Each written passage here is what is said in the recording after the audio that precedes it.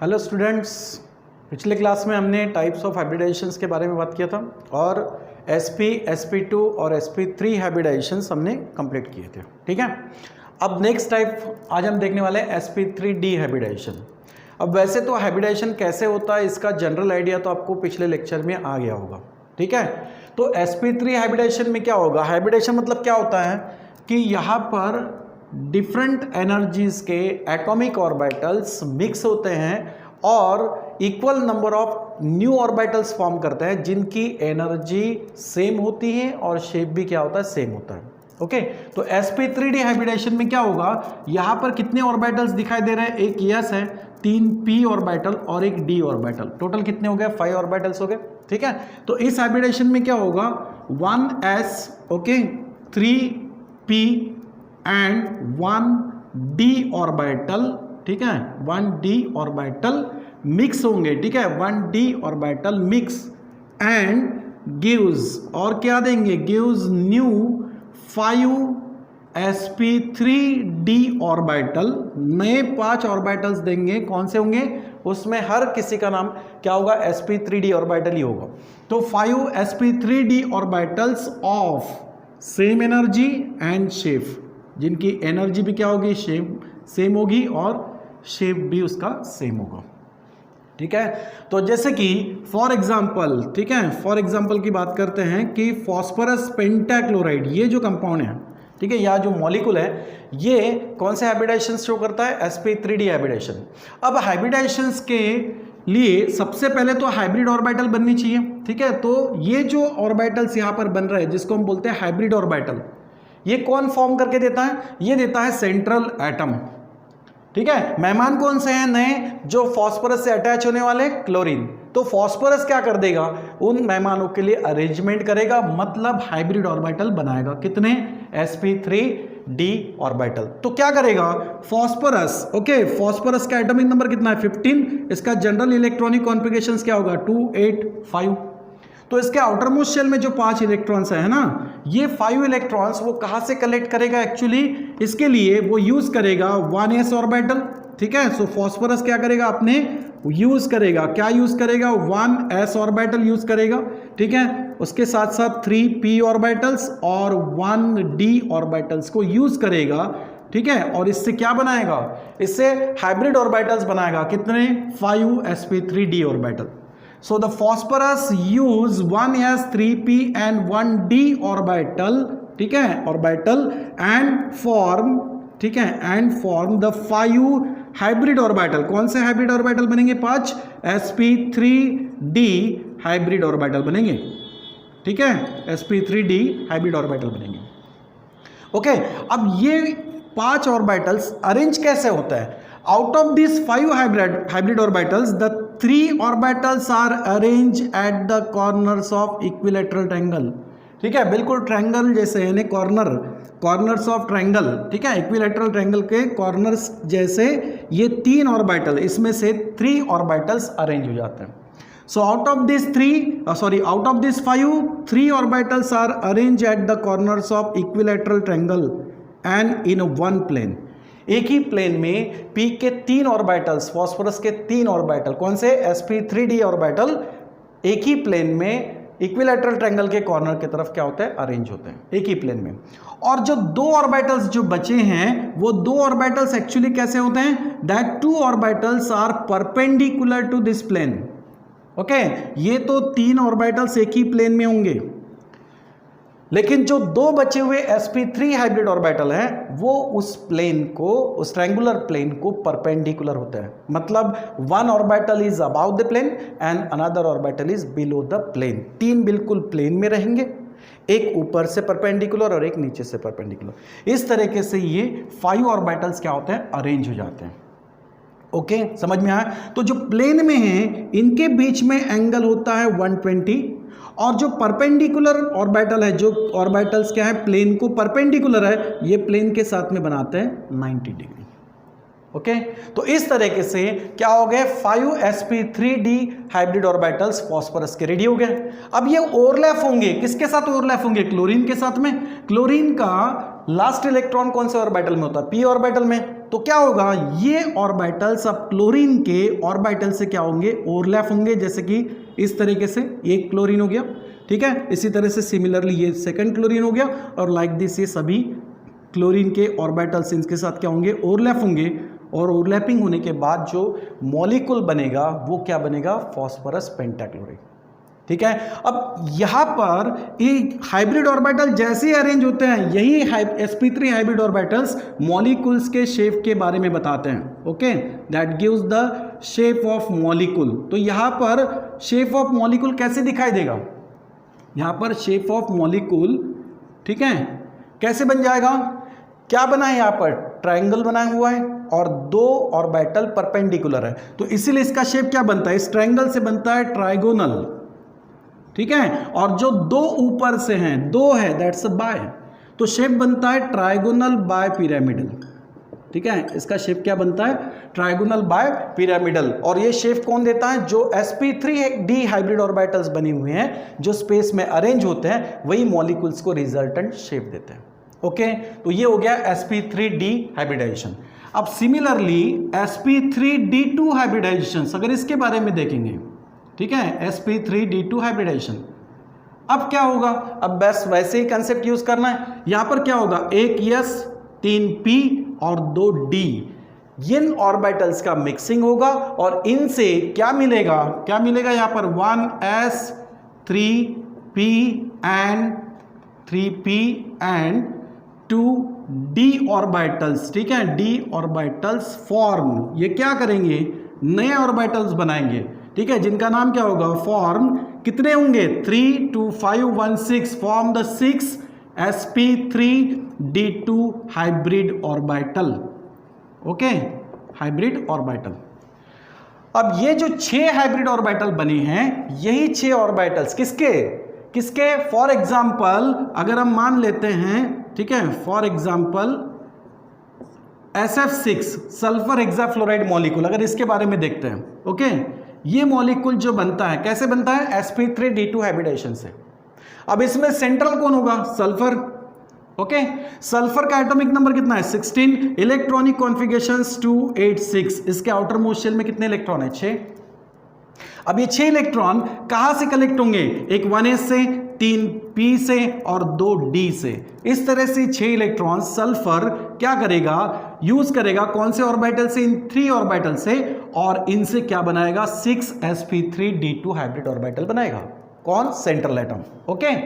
और इस central atom के ये जो 6 हाइब्रिड ऑर्बिटल्स हैं, ये अरेंज कैसे होते हैं, ऑक्टाहेड्रली अरेंज होते हैं, ठीक है। ये जो sp3d2 हाइब्रिड ऑर्बिटल है, ये क्या देंगे एक्चुअली, ये देंगे इस मॉलिक्यूल्स का शेप, ओके। और यहां पर मॉलिक्यूल का शेप कैसे ऑब्जर्व होता है, the shape of this molecule is observe as octahedral, यहां पर शेप क्या बनता है, ऑक्टाहेड्रल शेप बनता है, स्ट्रक्चर बनता है, ठीक है। किस तरीके से, ये जो 6 हाइब्रिड ऑर्बिटल है, इसमें से 4 ऑर्बिटल बिल्कुल exact corners of square arrange होते हैं, ठीक है, जैसे कि ये स्क्वायर हुआ, इस स्क्वायर के कॉर्नर पे 4 ऑर्बिटल्स ये अरेंज होते हैं, ठीक है, जैसे कि सल्फर का ये एक ऑर्बिटल हो गया, ये एक हो गया, ये एक है और ये एक है, इन चारों का नाम क्या है, sp3d2 हाइब्रिड ऑर्बिटल।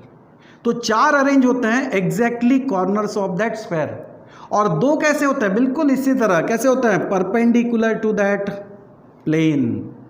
तो 4 ऑर्बिटल्स एक ही प्लेन में अरेंज हो जाते हैं at the corners of square, and the 2 orbitals are perpendicular to this plane, यहां पर प्लेन को क्या होते हैं, परपेंडिकुलरली अरेंज होते हैं, ओके। अगर इसका एंगल देखा जाए तो यहां पर क्या होगा, यहां पर एंगल स्क्वायर है तो कितना होगा, 90, ओके। और ये भी अगर देखा जाए परपेंडिकुलर है तो यहां पर भी एंगल क्या होगा, 90, ओके। अब ये जो sp3 हाइब्रिड ऑर्बिटल हैं, यही ओवरलैप हो रहे हैं किसके साथ में, फ्लोरीन के साथ में। अब फ्लोरीन क्या है, क्लोरीन, फ्लोरीन, ब्रोमीन, आयोडीन, ये सब हैलोजन एलिमेंट्स हैं। सबके आउटर मोस्ट शेल में क्या होता है, 7 इलेक्ट्रॉन्स होते हैं, ठीक है, और p ब्लॉक के एलिमेंट है, यानी इनका लास्ट इलेक्ट्रॉन कहाँ होगा, p सब शेल में होगा। मतलब उसका शेप जो आएगा ऑर्बिटल का, किसका, अब फॉर एग्जांपल हमने फ्लोरीन लिया है, तो फ्लोरीन का लास्ट इलेक्ट्रॉन कहाँ एंटर्ड होगा, p में, क्योंकि ये p ब्लॉक के एलिमेंट है। तो p सबशेल में इसका लास्ट इलेक्ट्रॉन आता है, इसका मतलब ये अपने कौन से ऑर्बिटल को यूज करेगा, p ऑर्बिटल को, और फिर सल्फर के फ्लोरीन के p ऑर्बिटल्स इनके साथ क्या होंगे, ओवरलैप होंगे। किसके साथ ओवरलैप होंगे, sp3d2 हाइब्रिड ऑर्बिटल के साथ में ओवरलैप होंगे। यानी ये ओवरलैपिंग भी अगर आप बताना चाहो तो कैसे बताओगे, sp3d2p ओवरलैपिंग, ऐसे होगा। ओके, और इस तरीके से यहां पर ओवरलैपिंग होने से क्या बनेगा, रिजल्टेंट मॉलिक्यूल। कौन सा रिजल्टेंट मॉलिक्यूल बन जाएगा यहां पर, ठीक है, SF6 यानी सल्फर हेक्साफ्लोराइड मॉलिक्यूल बन जाएगा। तो ये ओवरलैपिंग होता है। सबसे पहले हाइब्रिड ऑर्बिटल स्पेस में अरेंज हो जाते हैं और उनका जैसे अरेंजमेंट होता है उसी अरेंजमेंट से मॉलिक्यूल्स को रिजल्टेंट शेप मिल जाता है, स्ट्रक्चर मिल जाता है, ठीक है। सो sp3d2 हाइब्रिडेशंस क्या स्ट्रक्चर बता रहा है, ऑक्टाहेड्रल, ठीक है। बॉन्ड एंगल्स क्या है यहाँ पर, 4 हाइब्रिड ऑर्बिटल जब स्क्वायर के कॉर्नर पे अरेंज हो रहे हैं तो उनके बीच एंगल क्या होगा, 90। जैसे कि इसको मैं बोल दूं f, इसको भी मैं नाम दे दूं फ्लोरीन, तो FSF ये जो एंगल बन रहा है बॉन्ड एंगल, ये कितना है यहाँ पर, 90 है, ठीक है, जो प्लेन में है। जो प्लेन से परपेंडिकुलर ऑर्बिटल्स हैं वो भी यहाँ पर कितना बना रहे हैं, 90 बना रहे हैं। ओके, जबकि यहां पर कितना है, प्लेन को जो परपेंडिकुलर वो ऑर्बिटल 90 बनाता है, बट जो 3 ऑर्बिटल प्लेन में अरेंज हुए हैं ट्रायगोनली, उनमें बॉन्ड एंगल कितना होता है, 120। ओके, तो ये हो गया sp3d2 हाइब्रिडेशन। और लास्ट वन एक देख लेते हैं, sp3d3 हाइब्रिडेशन, ठीक है, sp3d3 हाइब्रिडेशन। अब इसमें क्या होगा, इसको हम एक एग्जाम्पल से ही समझ लेते हैं। फॉर एग्जाम्पल, ठीक है, फॉर एग्जाम्पल IF7, ठीक है, आयोडीन हेक्टाफ्लोराइड, IF7। अब इसमें सेंट्रल आइटम कौन होगा, आयोडीन। अब मैंने अभी बता दिया कि फ्लोरीन, ब्रोमीन, आयोडीन ये सब हैलोजन एलिमेंट्स हैं। इनके आउटर मोस्ट शेल में कितने इलेक्ट्रॉन्स होते हैं, 7 इलेक्ट्रॉन्स होते हैं। तो आयोडीन क्या करेगा, अपने 7 इलेक्ट्रॉन्स को अरेंज करेगा स्पेस में। 7 ऑर्बिटल्स यहां यूज हो रहे हैं, कौन से, देखो D के 3 है, P के 3 है और ये S है, टोटल कितने हो गए, 7। These 7 orbitals are arranged in the space यहां पर क्या मिलेगा, 7 ऑर्बिटल्स यहां पर अरेंज होंगे। तो 7 में से 7 ऑर्बिटल जो उसमें से 5 ऑर्बिटल जो हैं ये पेंटागोनली अरेंज होते हैं, ठीक है। सॉरी, यहां पर ध्यान देना, मैंने यही ले लिया। यहां पर क्या होगा, out of this 7 the 5 orbitals are arrange at the corners of pentagon. इस तरीके से पेंटागोनली यहां पर क्या होंगे, अरेंज होंगे 5, और बाकी जो बचे हुए 2 ऑर्बिटल्स हैं वो होंगे परपेंडिकुलर टू दिस प्लेन, इस तरीके से। तो out of this 7 orbitals 5 orbitals are arrange at the corners of pentagon and the 2 orbitals are arrange perpendicular to this plane. 5 orbital बिल्कुल प्लेन में हैं और 2 ऑर्बिटल्स उसको कैसे है, परपेंडिकुलर है, ठीक है, एक ऊपर और एक नीचे। अब जो परपेंडिकुलर है वो तो डेफिनेटली यहां पर एंगल 90 डिग्री बनाएगा, बट जो प्लेन में होते हैं, एक ही प्लेन में जो 5 ऑर्बिटल्स है इनके बीच में एंगल 72 डिग्री होता है। ओके, अब ये क्या है, ये है sp3d3 हाइब्रिड ऑर्बिटल, ठीक है, ये क्या है, sp3d3 हाइब्रिड ऑर्बिटल किसके हैं, these are the hybrid orbitals of iodine. अब आयोडीन इन ऑर्बिटल्स को यूज करेगा ओवरलैपिंग के लिए, किसके साथ, फ्लोरीन के साथ, बस ऐसा ही होगा, ठीक है। तो यहां पर शेप क्या मिल जाएगा, यहां पर शेप क्या मिलेगा, ये जो ऑर्बिटल्स हैं ये अरेंज कैसे हुए हैं, यहां पर 5 हुए पेंटागोनली, ठीक है, तो हम इसको बोलेंगे पेंटागोनल, और 2 है परपेंडिकुलर, 2 दैट्स अ बाय, जैसे कि यहां पर बोला हमने 2 परपेंडिकुलर अरेंज हो रहे बाय पिरामिडल, ठीक है, और यहां पर 5 पेंटागोनली अरेंज हुए, 2 परपेंडिकुलर है, दैट्स अ बाय पिरामिडल। तो यहां पर स्ट्रक्चर क्या मिलेगा, यहां पर पेंटागोनल बाय पिरामिडल स्ट्रक्चर मिलेगा। ओके, और ये 7 हाइब्रिड ऑर्बिटल्स फिर क्या होंगे, यहां पर ओवरलैप होंगे, किसके साथ, फ्लोरीन के p ऑर्बिटल्स के साथ, और इसी तरीके से सभी डायरेक्शन से यहां पर 7 फ्लोरीन एटम्स जो हैं वो सल्फर से अटैच होंगे। ओके, समझ में आया। तो इस तरीके से यहां पर 7 fluorine atoms shared its electron with the central iodine atom and formed the IF7 molecule. So this molecule formed due to sp3d3 hybridization. समझ में आया। तो इस तरीके से हाइब्रिडेशंस के टाइप है sp, sp2, sp3 आज हमने क्या देखा, sp3d hybridization, sp3d2 hybridization and last one is sp3d3 hybridization. Okay, अब ये जो हाइब्रिडेशन होता है, इस हाइब्रिडेशन में हमने देखा कि हाइब्रिड ऑर्बिटल्स एक्चुअली देते हैं शेप। ओके, ये जो ऑर्बिटल्स हैं ये शेप मॉलिक्यूल का डिसाइड करता है। लेकिन अब हमें देखना है कि भाई सभी केसेस में शेप जो होगा मॉलिक्यूल का वो किस तरीके से, यानी किस पर डिपेंड होगा। हम कोई भी कंपाउंड, कोई भी मॉलिक्यूल ले लेंगे, उसका शेप एक्चुअली किस पर डिपेंड होगा, ये तो है ही, हाइब्रिड ऑर्बिटल डिसाइड कर रहा है।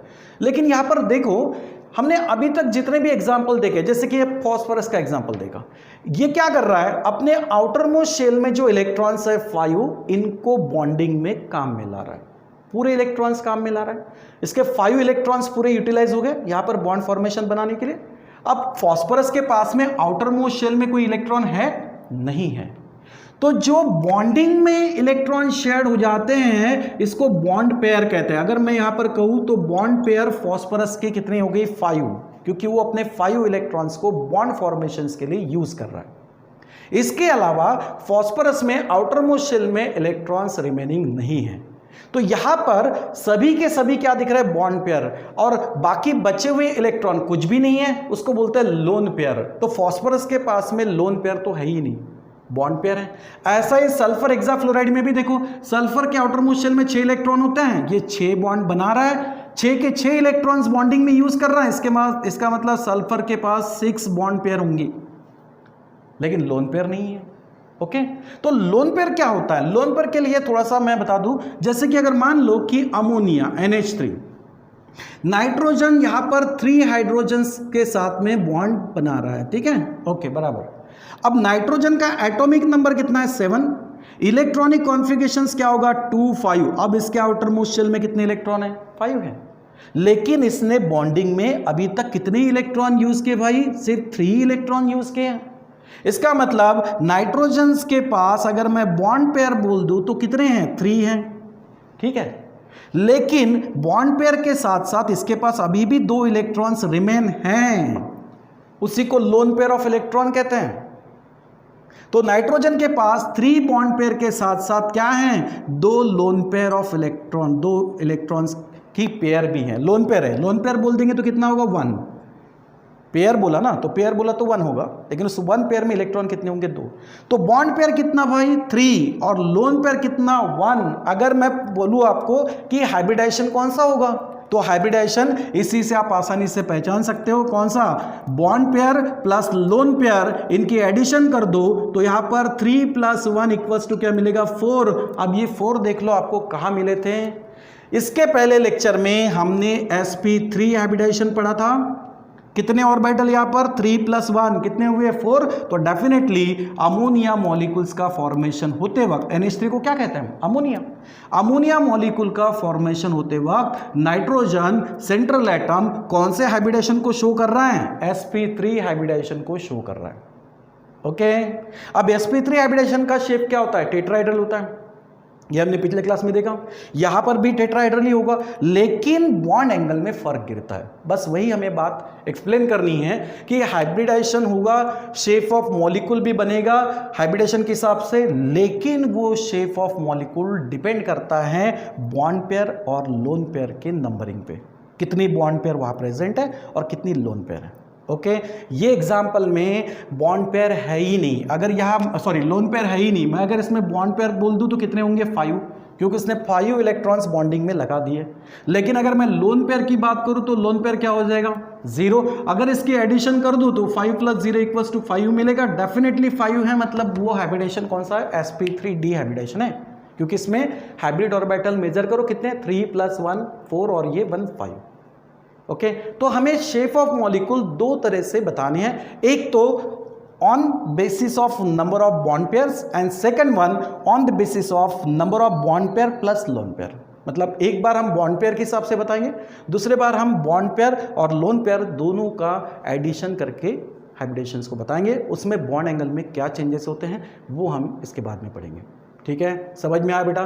तो यहाँ तक हो गया टाइप्स ऑफ हाइब्रिडेशन। अब हम आगे शेप ऑफ मॉलिक्यूल बताएंगे according to bond pair and lone pair. ठीक है, समझ में आया? चलो